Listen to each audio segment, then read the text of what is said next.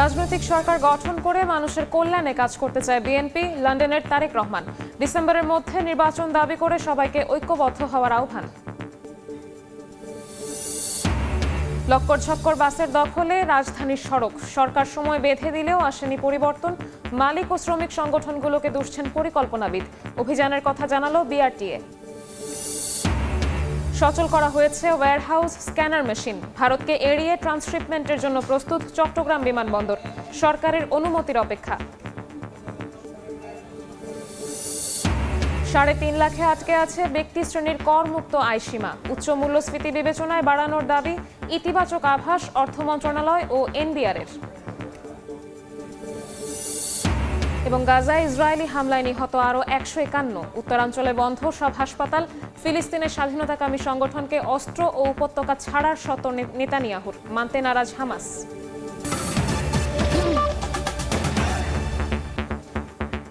সময় সংবাদের সঙ্গে আছি আমি শবনম। নির্বাচনের মাধ্যমে রাজনৈতিক সরকার গঠন করে মানুষের কল্যাণে কাজ করার আহ্বান জানিয়েছেন বিএনপির ভারপ্রাপ্ত চেয়ারম্যান তারেক রহমান। লন্ডনে Arafat Rahman Koko memorial cricket tournament ২০২৪-এর পুরস্কার বিতরণী অনুষ্ঠানে প্রধান অতিথির বক্তব্যে এই বার্তা দেন তিনি। দেশ গঠনে ঐক্য, গণতন্ত্রের বিকাশ এবং উন্নয়নের বার্তা তুলে ধরেন তারেক রহমান। ডিসেম্বরের মধ্যে নির্বাচন দাবি করে সবাইকে ঐক্যবদ্ধ হওয়ারও আহ্বান জানান তিনি। যুক্তরাজ্যের লন্ডনে আরাফাত রহমান কোকো মেমোরিয়াল ক্রিকেট টুর্নামেন্টের পুরস্কার বিতরণী অনুষ্ঠানে প্রধান অতিথি ছিলেন বিএনপির ভারপ্রাপ্ত চেয়ারম্যান তারেক রহমান। অনুষ্ঠানে দেয়া তার বক্তব্যে উঠে আসে বাংলাদেশের আসন্ন নির্বাচন প্রসঙ্গ। রাজনৈতিক সরকার গঠনের মাধ্যমে দেশের মানুষের জন্য কাজ করার আহ্বান জানান তিনি। আমরা তত্ত্বাবধায়ক সরকারের কাছে ডিমান্ড করেছি ডিসেম্বরের মধ্যে নির্বাচন। দেশের মানুষ নির্বাচন চাই। এই নির্বাচনের জন্য গত ১৫ বছর আমরা আন্দোলন সংগ্রাম করে যে নির্বাচনের জন্য আমরা যারা বিএনপি করি, এখানে আমাদের বহু নেতাকর্মী সহকর্মীকে আমরা হারিয়েছি, খুনের শিকার হয়েছে। যে আমাদের কখনো ওই গুণ ছিল ৬ মাস গুণ ছিল, আমাদের বহু সহকর্মী আছে আমাদের, ওকে আল্লাহ আমাদের পেয়েছি, অনেকে আমরা পাইনি। কিন্তু কেন এই যে এই গুম খুন হত্যার শিকার হাজারো মানুষ গুম হয়েছে, বিএনপির হয়েছে, বিএনপির বাইরে অন্যান্য রাজনৈতিক দল হয়েছে, সাধারণ মানুষ হয়েছে, সাংবাদিকরা হয়েছে, কেন হয়েছে? সেটি হচ্ছে রাজনৈতিক অধিকার, মানুষের রাজনৈতিক অধিকার প্রতিষ্ঠার জন্য। তো এই যে মানুষের রাজনৈতিক অধিকার প্রতিষ্ঠা, এই রাজনৈতিক অধিকার প্রতিষ্ঠার মাধ্যমে আমরা এমন একটা সরকার প্রতিষ্ঠা করতে চাই যেই সরকার মানুষের কল্যাণে কাজ করবে। দেশ গঠনে ঐক্য, গণতন্ত্রের বিকাশ এবং উন্নয়নের বার্তা তুলে ধরেন তারেক রহমান। ডিসেম্বরের মধ্যে নির্বাচন দাবি করে সবাইকে ঐক্যবদ্ধ হওয়ার আহ্বানও জানান তিনি। অনুষ্ঠানে আরও বক্তব্য রাখেন ঢাকা মহানগর উত্তর বিএনপির সদস্য সচিব আমিনুল হক, দলটির কেন্দ্রীয় সাংগঠনিক সম্পাদক ও সাবেক ভূমি উপমন্ত্রী রুহুল কুদ্দুস তালুকদার দুলু, বিএনপির ভারপ্রাপ্ত চেয়ারম্যানের পররাষ্ট্র বিষয়ক উপদেষ্টা হুমায়ুন কবির, বগুড়া জেলা বিএনপির সহসভাপতি মীর শাহে আলম। সময় সংবাদ, যুক্তরাজ্য। এখনো লক্কর ঝক্কর পরিবহনের দখলে রাজধানীর সড়ক। সরকার ৬ মাস সময় বেঁধে দিলেও আসেনি ইতিবাচক পরিবর্তন। এর জন্য মালিক ও শ্রমিক সংগঠনগুলোকে দায়ী করছেন নগর পরিকল্পনাবিদ। আর বিআরটিএ চেয়ারম্যান বলছেন ফিটনেসবিহীন পরিবহনের বিরুদ্ধে অভিযান শুরু হয়েছে। দিন মোহাম্মদ সাব্বিরের রিপোর্ট, ছবি তুলেছেন শামসুল আরিফিন প্রিন্স।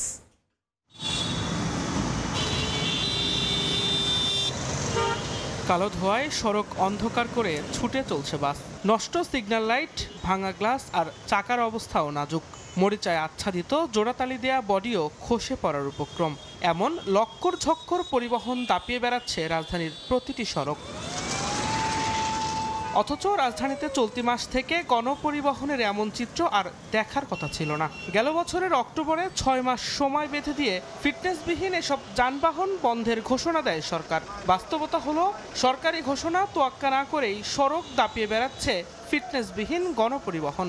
সেবার মানেও কোনো পরিবর্তন না আসার অভিযোগ যাত্রীদের। বেশিরভাগ আছে গ্লাস ভাঙা থাকে, বৃষ্টির কারণে মনে করেন মানুষ বসতে পারে না। অনেক সময় তাদের ফ্যান নষ্ট থাকে, মানে অনেক কষ্ট হয় আর কি। অনেক সময় লাইটও অফ থাকে গাড়ির। বাসের যে বডি ফিটনেস এগুলার নামকরণে আছে, কিন্তু কাজে আমার মনে হয় না কিছু আছে বলি। এদিকে কোনো রকম জোড়াতালি আর নামমাত্র রং দিয়ে দায় এড়ানোর চেষ্টা করছেন বাস মালিকদের কেউ কেউ। ওয়ার্কশপে কর্মরত শ্রমিক জানান, এতে দৃশ্যত পরিবর্তন হলেও কার্যত কোনো সমাধান হয় না। পট্টিগুলো দেখছেন, এই পট্টিগুলো দিয়ে এরকম কাজ হয়, নতুন করে কোনো সার্ভিসিং নেই, যা আছে অমনি ভাঙ্গাচুরা রয়েছে, এই জোড়া তালে তো ছুটে যাবে।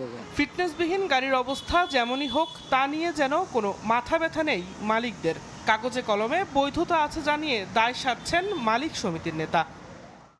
মেয়াদোত্তীর্ণ গাড়ি যদি থেকে থাকে সেটা করবে, তো আমাদের জানা মতে সেটা খুব একটা বেশি নেই। অনেক বাস আছে আপনার যে আনফিট আপনার কাছে মনে হবে, কিন্তু এটা রিপেয়ার বা মেইনটেনেন্সের কারণে এটা এমন হয়ে আছে, কিন্তু এটা কিন্তু ফিটনেস আছে। নতুন বাস নামানোর আগে পুরনোগুলোর অপসারণের উদ্যোগ কাজে আসবে না বলে মনে করে যাত্রী কল্যাণ সমিতি। একটা রোড থেকে যদি একটি বাস উচ্ছেদ করতে চান, তার বিপরীতে কমপক্ষে একটি বাস রাস্তায় নতুন নামাতে হবে। নতুন নামানোর কোনো পরিকল্পনা না নিয়ে কেবলমাত্র উচ্ছেদের যে সিদ্ধান্ত, এটি বাধাগ্রস্ত হবে। এটা কোনোভাবেই কার্যকর করা যাবে না। এমন দুর্দশার জন্য পরিবহন মালিক শ্রমিক সংগঠনগুলোকে দায়ী করছেন নগর পরিকল্পনাবিদ। পরিবেশ বান্ধব আধুনিক গণপরিবহন ব্যবস্থা নিশ্চিতের পরামর্শ তার। একটা গোষ্ঠীর কাছে নগর পরিবহন ব্যবস্থা সম্পূর্ণরূপে কুক্ষিগত। তারা ফিটনেসবিহীন গাড়ি সরাবে না, তারা এই গাড়িগুলো রিপ্লেসমেন্টের সকল উদ্যোগ ভেস্তে ফেলবে। বিআরটিএ চেয়ারম্যানের দাবি, মেয়াদোত্তীর্ণ যানবাহন অপসারণে এরই মধ্যে অভিযান শুরু হয়েছে। প্রত্যেক মালিক আশা করি জানে যে এই ঘটনা সরকার এইরকম একটা সিদ্ধান্ত নিয়েছে, ফলে এই সিদ্ধান্ত বাইরে যাওয়ার প্রথমত কোনো সুযোগ নেই। এই ধরনের গাড়ি তাদের চোখে তাদের ডিউটি পালন করার সময় যখনই চোখে পড়বে তারা এগুলো ডাম্পিংয়ে পাঠিয়ে দেবে। এই ব্যাপারে কোনো ছাড় নেই। এত সিদ্ধান্ত আর একের পর এক প্রকল্প পরিকল্পনার পরও অমীমাংসিত যাত্রী সেবার মান। রাজধানীবাসীর প্রশ্ন, গণপরিবহনের জনভোগান্তি থেকে মুক্তি মিলবে কবে? দিন মোহাম্মদ সাব্বির, সময় সংবাদ, ঢাকা। ভারতকে এড়িয়ে এয়ার ট্রান্সশিপমেন্টের মাধ্যমে ইউরোপ আমেরিকায় ক্রেতার কাছে তৈরি পোশাক পাঠানোর সব ধরনের প্রস্তুতি সম্পন্ন করেছে চট্টগ্রাম শাহ আমানত বিমানবন্দর। সরকারের অনুমতি পেলে চলতি মাসেই শুরু হবে এয়ার শিপমেন্ট। এজন্য 270 মেট্রিক টন ধারণ ক্ষমতার দুটি ওয়্যারহাউস যেমন প্রস্তুত করা হয়েছে, তেমনই সচল করা হয়েছে দুটি স্ক্যানার এবং ওয়েট মেশিন। শাখাউত টিপুর ক্যামেরায় বিস্তারিত জানাচ্ছেন কমল দে। চট্টগ্রাম শাহ আমানত বিমানবন্দরের কার্গো ভিলেজের দুটি স্ক্যানার মেশিনে এখন সচল। প্রতিনিয়ত কর্মকর্তারা সেগুলোর পরীক্ষা নিরীক্ষা চালিয়ে যাচ্ছেন। খালি করে রাখা হয়েছে 170 এবং 120 মেট্রিক টন পণ্য ধারণ সক্ষমতার দুটি ওয়্যারহাউস। ওয়েট মেশিন সহ প্রয়োজনীয় যন্ত্রপাতিও স্থাপনের কাজ শেষের পথে। দ্বিপাক্ষিক একটা মিটিং হয়েছে সিভিল এভিয়েশনের সঙ্গে। তারা এখানে বড় আকারে শুরু করতে চায়। তারা আমাদের ইনফ্রাস্ট্রাকচার দেখে গিয়েছে এবং তারা আমাদের কিছু পয়েন্ট দিয়েছে। ওই কাজগুলি হওয়ার পর হয়তো বা তারা শুরু করবে। দুটি ইপিজেডের পাশাপাশি নগরীর বিভিন্ন স্থানে 400-র বেশি গার্মেন্টস কারখানা থাকলেও এয়ার শিপমেন্টের ক্ষেত্রে পিছিয়ে ছিল চট্টগ্রাম থেকে আসলে কার্গো এক্সপোর্ট করার জন্য কোনো চট্টগ্রাম বন্দরের কোনো ফ্যাসিলিটি ছিল না, যার ধরুন আমাদের যেগুলো এয়ার শিপমেন্ট করতে হয় সেটা আমরা ঢাকা পাঠাতে হয়। আমরা চাইব চট্টগ্রামে এয়ার শিপমেন্টের ব্যবস্থাটা হোক, যাতে আমরা সহজে এখান থেকে এয়ার শিপমেন্ট করতে পারি। শাহ আমানত বিমানবন্দর থেকে এয়ার শিপমেন্ট চালু করতে 3টি ভাগে চলছে সংস্কার কাজ। কাস্টমস এখন থেকে তাদের এই সামনের ফ্লাইটগুলো হ্যান্ডেল করার জন্য তাদের যেই ম্যান পাওয়ার সক্ষমতা বা প্রয়োজন সেটা তারা এখানে এনশিওর করবে। চলতি বছরের প্রথম 3 মাসে 7,32,000 কেজি এবং 2024 সালে 43,12,000 কেজি কার্গো পণ্য পাঠিয়ে 3,14 লাখ টাকা আয় করেছে চট্টগ্রাম শাহ আমানত বিমানবন্দর। সরকারি নির্দেশনা পেলেই চলতি মাস থেকেই চট্টগ্রাম থেকে শুরু হবে ইউরোপ এবং আমেরিকায় এয়ার শিপমেন্টের মাধ্যমে গার্মেন্টস সামগ্রী প্রেরণ। চট্টগ্রাম শাহ আমানত বিমানবন্দর থেকে কমল দে, সময় সংবাদ। 2 অর্থ বছর ধরে ব্যক্তি শ্রেণীর করমুক্ত আয়সীমা আটকে আছে 3.5 লাখ টাকায়।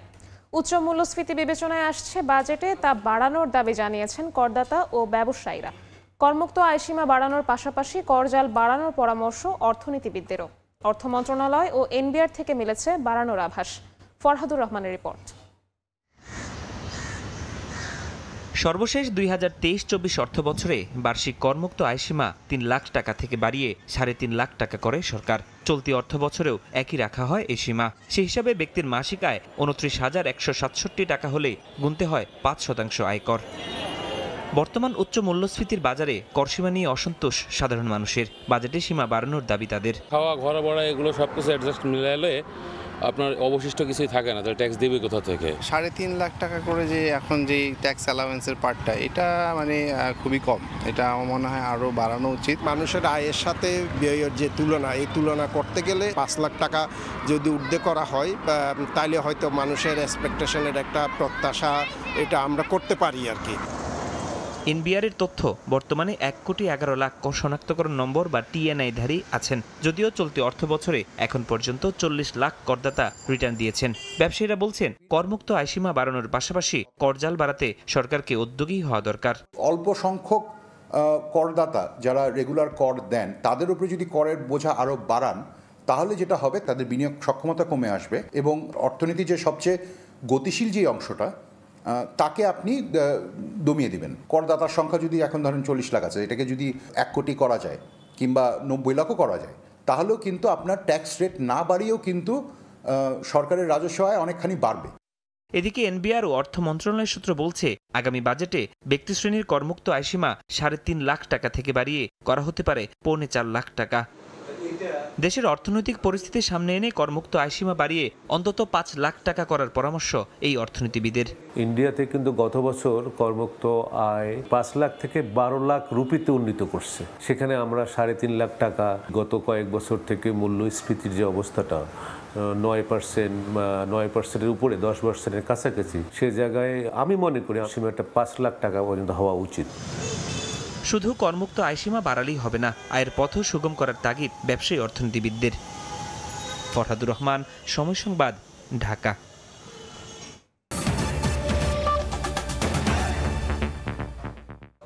কয়েকদিনের টানা বৃষ্টিতে শেরপুরে নদ নদীর পানি বাড়তে শুরু করায় আগাম বন্যার শঙ্কা দেখা দিয়েছে। এই মুহূর্তে পাগলার মুখ নদীর পাড়ে আছেন সহকর্মী শহীদুল ইসলাম হীরা, যাচ্ছি তার কাছে।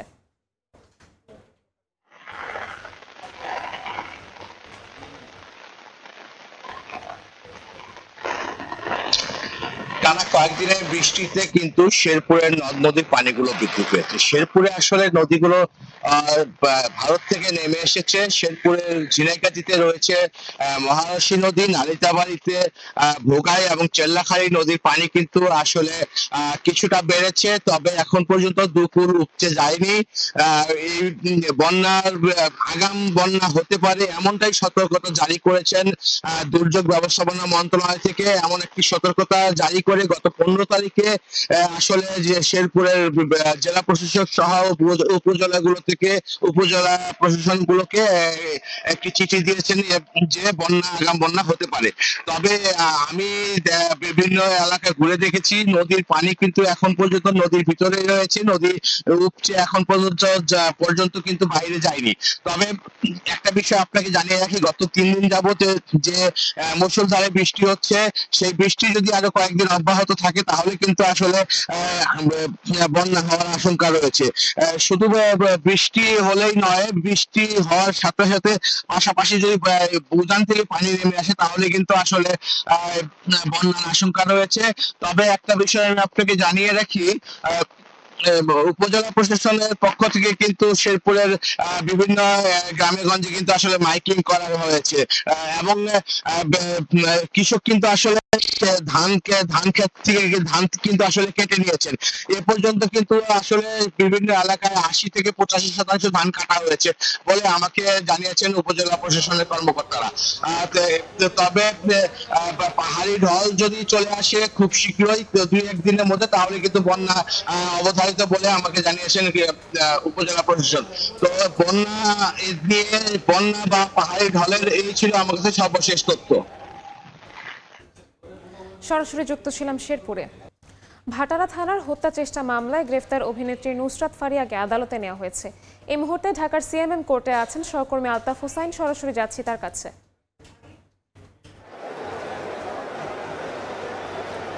ঢাকায় চলচ্চিত্রের জনপ্রিয় অভিনেতা নুসরাত ফারিয়াকে আদালতে তোলা হয়েছে আজ সকালে, এবং এই মুহূর্তে আমরা একটা আপডেট পেয়েছি যেটি আদালতে তোলার পরে সেখানে নুসরাত ফারিয়াকে কারাগারে পাঠানোর নির্দেশ দেওয়া হয়েছে এবং এর মধ্যে যাচাই হবে বিরুদ্ধে যে অভিযোগগুলো ছিল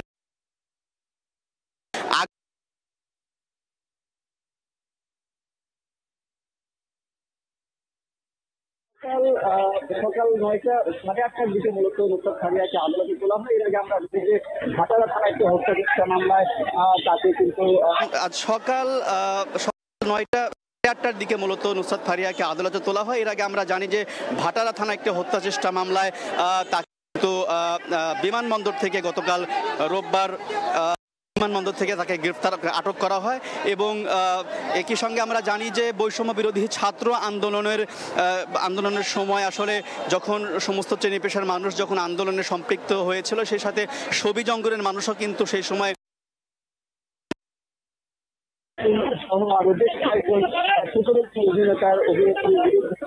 তাদের মধ্যে নুসরাত ফারিয়া সহ অপু বিশ্বাস সহ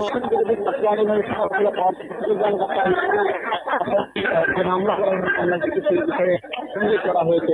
এই মুহূর্তে নুসরাত ফারিয়া সম্ভবত আইনজীবী হবে, সরাসরি আসলে আমরা জানি যে মামলাটা সরাসরি আসলে চলে যেতে চাই, তিনি কথা বলবেন। আমরা জানি যে মামলাটি করা হয়েছে সেই মামলাটি পর্যালোচনা করে যেটি দেখা হয়েছে। আচ্ছা, এই মুহূর্তে কথা বলছেন নুসরাত ফারিয়ার আইনজীবী, আমরা তার সাথে কথা বলবো।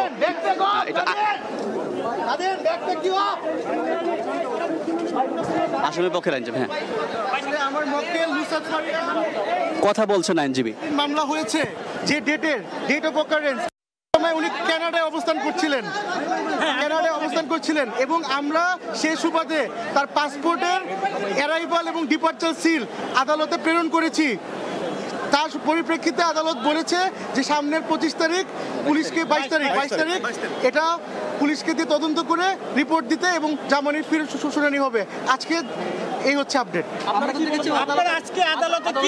আমরা আদালতে বলেছি যে উনি একটি বাংলাদেশের স্বনামধন্য নায়িকা, উনি দেশে এবং বিদেশে শি ইজ ফেমাস এবং তার সাথে কোনো রাজনৈতিক দলের কোনো সম্পৃক্ততা বা সদস্য উনি ছিলেন না এবং এই ঘটনার সাথে তার কোনো সম্পৃক্ততা নেই, উনি দেশেই ছিলেন না এবং কোনো তথ্য প্রমাণ বা কিছু এবং পুলিশ করতে পারেনি। এই যে জুলাইয়ের যে আপরাইজিং ছিল তার আগের 9 একসাথেই তো সরাসরি যুক্ত ছিলাম সিএমএম কোর্ট। দেখছেন সময় সংবাদ। গাজা ইসরায়েলের তাণ্ডবে গেল একদিনে 151 ফিলিস্তিনি নিহত হয়েছেন। উপত্যকাটির উত্তরাঞ্চলের পর এবার দক্ষিণেও প্রবেশ করতে শুরু করেছে ইসরায়েলি সেনারা। ইসরায়েলি অবরোধ ও টানা হামলার কারণে বেশিরভাগ হাসপাতালই বন্ধ হয়ে গেছে। উপত্যকাটির স্বাস্থ্য মন্ত্রণালয় জানায়, হামলার কারণে অন্যতম বৃহত্তম হাসপাতাল সেবা কার্যক্রমও বন্ধ করতে বাধ্য হয়। এদিকে কাতারের দোহায় যুদ্ধবিরতি নিয়ে আলোচনা করছে ইসরায়েল ও হামাস। সংগঠনটিকে অস্ত্র পরিত্যাগ এবং গাজা থেকে নির্বাসনের শর্ত দিয়েছে তেল আবিব, তবে এতে সম্মত নয় বলে সাফ জানিয়েছে হামাস।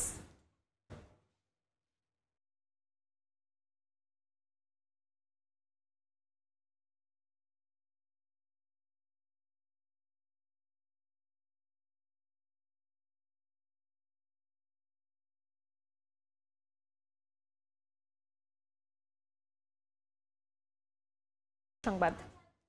বাংলাদেশ আমিরাত টি-20 সিরিজের খবর।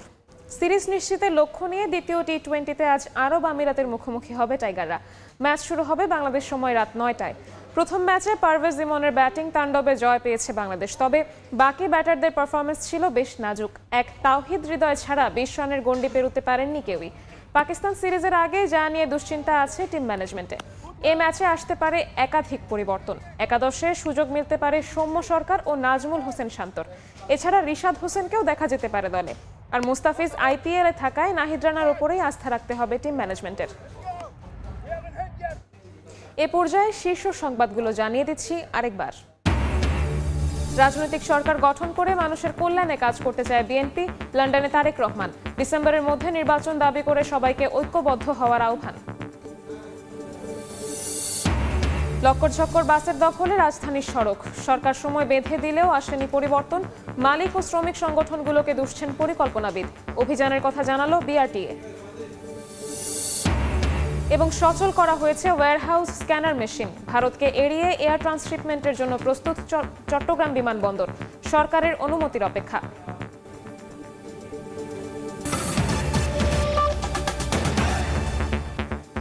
এই ছিল সময় সংবাদে, সঙ্গেই থাকুন সময়ের।